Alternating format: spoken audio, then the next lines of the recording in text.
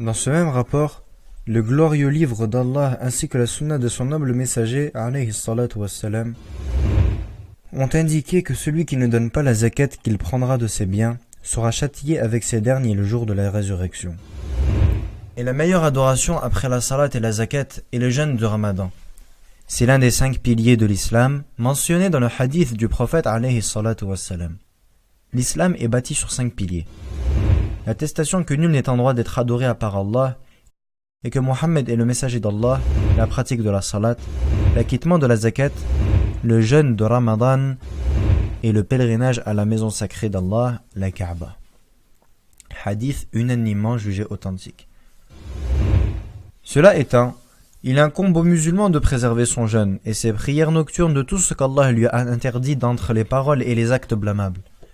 Car, en fait, l'objectif du jeûne est d'obéir à Allah, Jalla wa ala.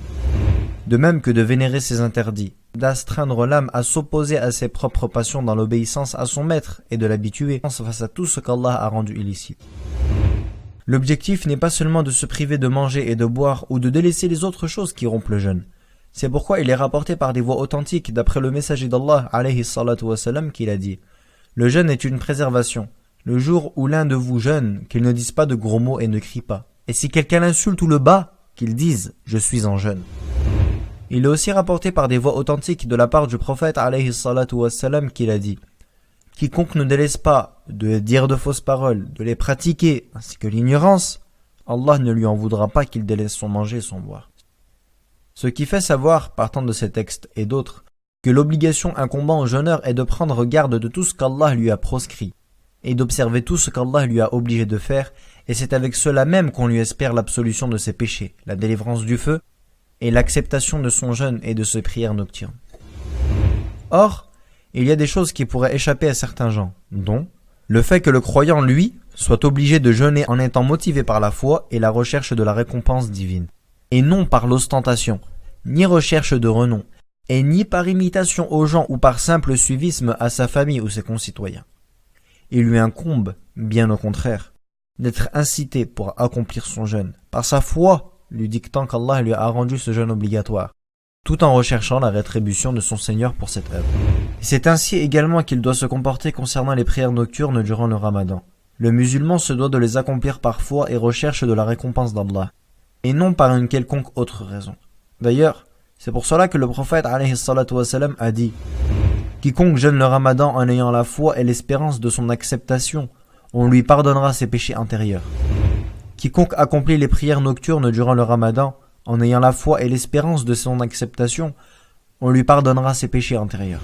Quiconque veille durant la nuit d'Al-Qadr en prière, en ayant la foi et l'espérance de son acceptation, on lui pardonnera ses péchés antérieurs. » Il est également des choses dont le jugement religieux pourrait être inconnu pour certains gens.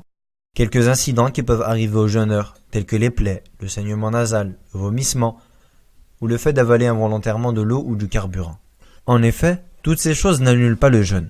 Cependant, celui qui provoque expressément le vomissement, son jeûne sera nul, conformément au dire du prophète alayhi salatu wassalam. Celui qui vomit involontairement n'a pas à récupérer son jeûne, et celui qui provoque le vomissement, qu'il récupère son jeûne. Aussi, parmi ces choses, le fait que le jeûneur peut lui arriver de retarder le lavage de pollution, ghusl al-janaba, jusqu'au lever de l'aube, ainsi que les femmes, dont certaines peut leur arriver de retarder le lavage de menstrues ou de locher jusqu'au lever de l'aube. Ainsi, si dans un tel cas, une femme voit qu'elle est purifiée avant l'aube, le jeûne lui incombera alors, et il n'y a aucun empêchement de retarder le lavage à l'après-lever de l'aube. Par contre, elle n'a pas le droit de le retarder, mais il lui est obligatoire de se laver et d'accomplir la prière de l'aube avant le lever du soleil. Et ainsi de même pour le jeûneur qui serait en pollution. Il n'a pas le droit de retarder le lavage jusqu'à l'après-lever du soleil. L'homme se doit de se précipiter au lavage afin de pouvoir pratiquer la prière du Fajr en commun. Et parmi aussi les choses qui n'annulent pas le jeûne, les analyses sanguines et les injections non alimentaires. Toutefois, s'il serait possible de les reculer au soir, cela est primordial, et est un acte plus prudent, conformément au hadith du prophète alayhi salatu wassalam. Délaisse ce qui te cause des doutes et fais ce qui ne te cause pas de doute. Ainsi que son dire, quiconque évite les équivoques aura évité toute accusation à l'encontre de sa pratique religieuse et de son honneur. Il est également des choses dont le jugement échappe à certains gens. le manque de concentration et d'humilité dans la prière, qu'elle soit obligatoire ou surérogatoire. En effet, des hadiths authentiques rapportés du messager d'Allah alayhi salatu wassalam ont indiqué que la concentration et l'humilité sont un des piliers de la prière, qui, quand elle en fait défaut, elle ne sera pas valide. Il s'agit du fait d'être bien stable dans sa prière, humble et non précipité jusqu'à ce que chaque os reprenne son endroit.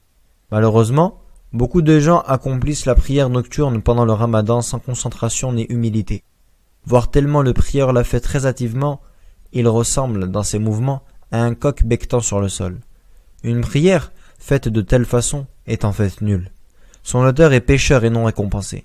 Et il y a aussi des choses dont le statut religieux pourrait échapper à certains gens.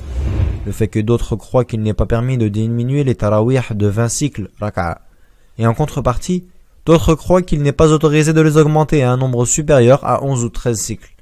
Or, tout cela constitue en fait une conjecture mal placée. Bien plus, c'est une erreur contraire aux arguments.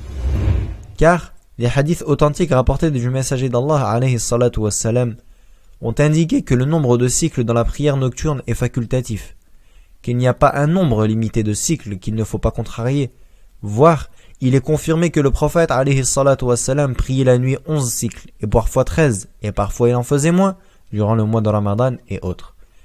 Et quand on l'interrogeait une fois sur la prière de la nuit, il a dit « Faites-la par des couples de 2 cycles, et si l'un de vous craint l'arrivée de l'aube avant qu'il en finisse, qu'il clôture sa prière par un seul cycle, qui sera le witr de sa prière. » Unanimement reconnu, authentique. Le prophète alayhi salatu wassalam n'a pas limité le nombre ni pour le mois de Ramadan et ni pour les autres mois.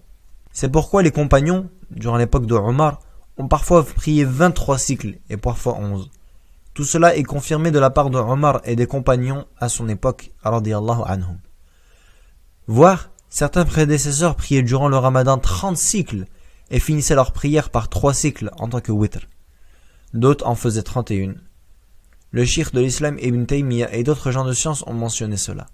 Comme il a aussi cité, rahimahullah, que cette affaire est vaste et qu'il est meilleur de diminuer le nombre de cycles quand on allonge la récitation, l'inclinaison et la prosternation. Quant à celui qui raccourcit la récitation, l'inclinaison et la prosternation, celui-là devrait augmenter le nombre de cycles. Ceci est le sens de ses propos, rahimahullah. Or, quiconque médite la sunna du prophète, alayhi salatu wassalam, saura que la meilleure chose dans tout cela est de prier 11 ou 13 cycles, que ce soit durant le mois de Ramadan ou autre. Car c'est cela qui s'accorde avec l'acte du prophète, alayhi salatu wassalam, dans la plupart de ces situations. De plus, cela est bien plus aisé aux prieurs et plus susceptible à la concentration, l'humilité et la quiétude dans la prière. Toutefois, celui qui en fait plus, il n'y a pas de mal pour lui, tel que cela a été mentionné précédemment. Par ailleurs, il est meilleur pour celui qui fait la prière de la nuit derrière un imam pendant le Ramadan de ne quitter sa prière qu'avec son imam. Cela conformément au hadith du prophète alayhi salatu wassalam. Certes, l'homme quand il prie avec l'imam jusqu'à ce qu'il achève sa prière, lui sera inscrit la prière d'une nuit entière.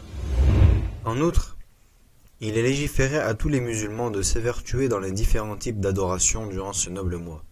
Parmi celles-ci figure la prière surrogatoire, la lecture méditée et compréhensive du Coran, l'évocation fréquente d'Allah en l'exaltant, l'unifiant, le louant et en clamant sa grandeur et lui demandant le pardon, ainsi que de lui adresser les invocations légales. Aussi, par le fait d'ordonner le bien et d'interdire le mal, d'appeler les gens à l'obéissance à Allah Jalla wa Ala, d'aider les pauvres et les indigents, de faire des efforts dans l'obéissance aux parents, dans la piété filiale, dans la générosité envers les voisins et dans la visite des malades ainsi que d'autres genres du bien. Ceci vu le dire du prophète alayhi salatu wassalam dans le hadith qui précède. Durant ce mois, Allah regarde votre concurrence dans les bonnes œuvres et vous vante auprès de ses anges. Alors, montrez à Allah le bien émanant de vous-même, car un homme malheureux est certes celui qui y sera privé de sa miséricorde. Et conformément également au hadith qu'on a rapporté de lui alayhi salatu wassalam disant « Dans ce mois, quiconque se rapproche d'Allah par une des œuvres de bien sera comme celui qui aura fait une œuvre obligatoire dans un autre mois.